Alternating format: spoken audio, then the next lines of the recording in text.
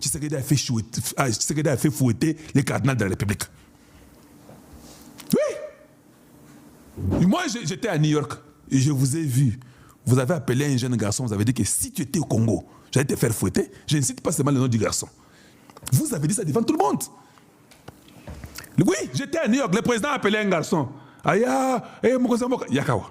Yo, si tu étais au Congo, j'allais te faire te fouetter pour une semaine. Chaque jour, le président a dit ça à ce garçon-là. Mais comment nous ne pouvons pas aussi dormir comme ça? Na Tongo Botolamuki. Breaking news. Nini. Qui s'est fait fouetter les cardinals en Bongo. Bachikote Yemakasi. Vous savez qu'il y aura l'ordre qui va rentrer dans la nation. Hein? Essayez seulement, Excellence. Faites-le fouetter, vous verrez. L'ordre rentre. Même le pape sera content. Les papes aujourd'hui, là, Excellence, le pape est américain. Ce n'est pas un pape européen. Américain, on a ça Yankee, mais ça pape, ça rappelle dans Congo. Ça Yankee, Ayebi, qui est président du Congo, c'est mystique. Nous à faire fouetter et ça bongo. Il nous surprenait, nous aussi, des fois. Comme nous sommes là, demain nous nous réveillons. Non, le président n'est pas parti à Paris, il a refusé de rester. Directement, Baningani Napoto. C'est bien. Là, maintenant, vous devenez incontrôlable. Si vous pouvez faire fouetter un cardinal et que vous pouvez dire non à dernière minute pour aller dans un truc là européen, c'est ce que nous voulons. Nous voulons que personne ne vous contrôle. Moi, j'insiste parce que je ne veux pas qu'on ne vous contrôle pas. Quelqu'un qui organise son truc, il voit le budget, il dit que non, moi je suis le candidat de Maman Denise, et puis il vient, il va dire à tous les députés pour que les députés aient peur qu'il y a un candidat de Maman Denise, moi c'est Nayo. Boya Bouzo Bawana. Qu'on ne se joue pas de vous. D'ailleurs, quand quelqu'un dit que je suis le candidat de Maman Denise, vous le faites fouetter. Comment tu peux te jouer de ma femme? Comment tu peux aller dire que tu es le candidat de ma femme? Donc, ma femme t'a choisi toi. Tu amènes les ministres là, tu les fais fouetter devant Maman Denise. Pour qu'ils ne répètent plus jamais ça. Il faut nous faire des choses comme ça. Ça fait du bien quand vous regarderez les gens correctement et publiquement.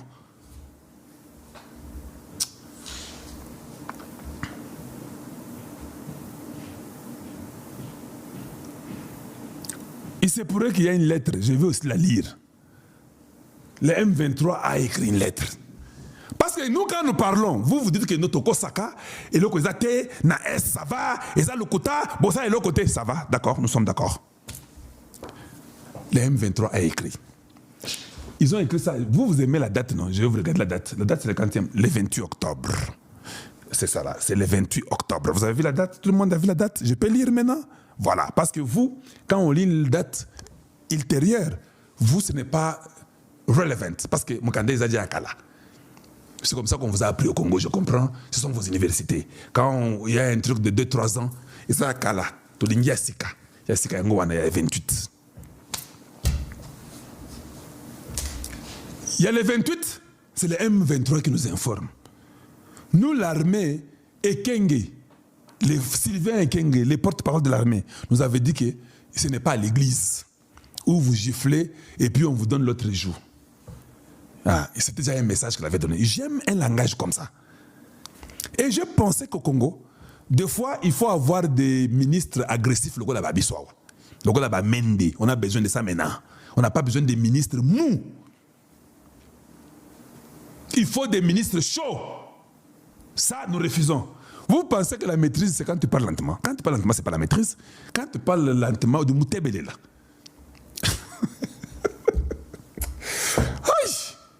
Lisons ce que le M23 nous informe. Nous sommes venus vous dire, vous tous ici, que non, non, ça ne va pas. Quand vous voyez un Rwandais dire que non, le ministre de l'Intérieur a seulement dit Maïndombe. J'ai vu le ministre des Affaires étrangères rwandais, Ndaïngourié, un autre individu de très mauvaise qualité. Oh non, qu'est-ce qu'il dit? Les mercenaires, vous avez les mercenaires français chez vous? Vous bien. Il y a un été docteur en économie. Il y a un professeur en économie. Tout le monde est docteur en économie, mais le paiement, ma sang va naître quand même en Zambie, Tilelo, et à Kate. À l'émine politique, à combien de beaucoup de bango benae, et à couple la bobby place à Outa, et à couple la bango. Lobby va tambolaki. N'a pas société nyoso. tobenga banani ba te banani ba grossiste wana bendo pakistanais ba chinois bango tout en général parce que président lobi nini il pas à la soulager il faut que mungonga ba maman et kanga na ba wenzi il est pas vivant il faut mungonga ba maman et kanga na ba wenzi wana ça soulager. Donc si tout comme en décembre, si tout va bien, à trois Congolais, on va soulager. Congolais, on va soulager. Parce que le on a raison, Batamassoua, on a carburant, Batavion, on a carburant. Alors bien, on bien, carburant, et qui t'a les sous. Pétrole paix, et qui t'a les sous. Total, la raison de mon pèse. Sentiments amis, quand même, tout dans la reconnaissance, quand même, oh, qu'est-ce que ça l'a mis? Comment on a des sous, les arrivent à 5500, mais comme 3500 et comme 3000, tout ça dans les bons. Mais sous ça, pour les années, il fait son attaque comme des sous, 800 francs, 700 francs. Vous avez 10 000 francs, vous avez le NCP. Si l'on a Tongo, on a mis la Tongo aussi dans ma soirée, au lieu, sous ça, président Yangoyo, nous sommes au Congo, et la priorité, nous avons sorti. Ça qui a l'osso, il y a Thaïlande. De 73 000 à 43 000 francs. Nous avons un $. Il y a un golden point, on a passé à Lukuta, on a monté Mamabé. Jalousie. On m'a dit jalousie pas Nzambe et ça a des cicatrices. Bonsoir Mouninga, et ça a dit qu'on a noté. Chacun son tour. Combien de gouverneurs dans les Banque centrale Wana? À 500 francs au $4, et l'on va dire. Mais André Ouamé, soyez son excellence. À toi la base, c'est la prière. André Ouamé, soyez. Alors on dit $ de 300. Dans le 47 ans, 27, 26. Ma bambi yango, tu l'as vendu. Donc, bête ta machine, soit on fout dans mon tour, il faut 1 500 000.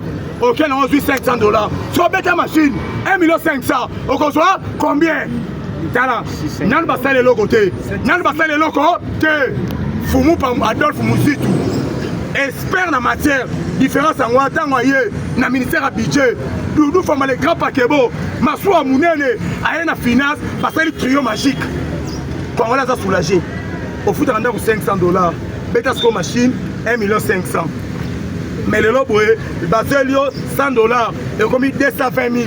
Betasco machine, na $100, balongolo 80 000 francs, fois 5, au tien à combien? N'a ni Moutamassoua, l'obiango.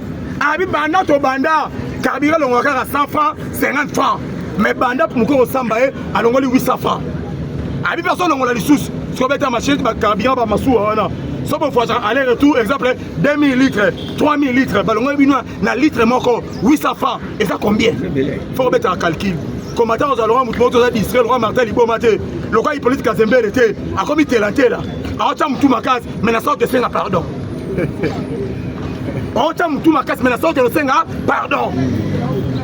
Tala, rapport il y a, rapport il y a des spectateurs, il y a IGF, pendant une bonne situation, dans ce pétrolier, 287 millions de chaque année. Même Koko Sambaye, à Foutabango, 31 millions. Facha Touni Abino, et ça a 31 millions, Bango Baliaka. 249 millions chaque année. Vous pouvez imaginer ça. Il y a à côté de travailler avec l'espère naé. Abinga mon habité. N'a qu'un pompe une station, a mis carburant matité. N'a même pas chauffeur, carburant matité. Ah, son bon moment 287 millions. Et qu'il n'y a qu'à wapi. Ton bandit qu'on travaille. Nabi non. N'a pas besoin de présence physique. N'a pas n'a pas empêché. Comme la société n'est pas libre. Plus de 5 et quelques, total besoin de présence physique. Son seigneur sont représentés à 100%, 20% pamba. Va calculer sur 287 millions. Il y a l'État 249 millions chaque année. Soit-disant docteur d'économie. Massangou Bande Karama la Zambie la Fride, c'est Tirelo et Akate. Asante, beaucoup piqué ma crise. Moussissa Moutou et Katanayo, Fatih Beton, Asananu, Paul Bialongwete, Kagama Longwete, Moussefenia Longwete, Sasson Longwete, Obengema Longwete, Beton Okende, Wapi, Asana Bango. Fatih Yangomani Bango Bayebaki, Bango Bayebaki, Moutoyo, Soto Tikiye, au fil à mesure, à son oumela, à comme à fond.